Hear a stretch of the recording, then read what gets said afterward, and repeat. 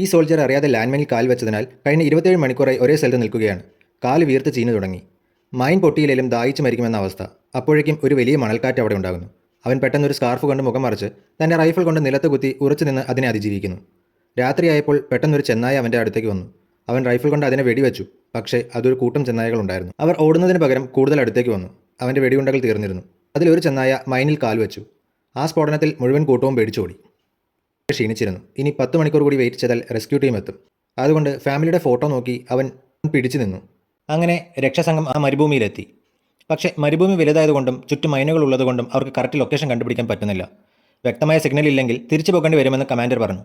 അപ്പോൾ അവൻ്റെ കുറച്ചടുത്തായി ഒരു സിഗ്നൽ ഫ്ലെയർ കണ്ടു. ജീവൻ രക്ഷിക്കാൻ ഇനി അതാണ് ഒരേ ഒരു വഴി. അവൻ എന്തും വരട്ടെ എന്ന് വിചാരിച്ച് കാൽ മുന്നോട്ട് വെച്ചു. പക്ഷേ അത്ഭുതം എന്തെന്നാൽ മൈൻ പൊട്ടിയില്ല.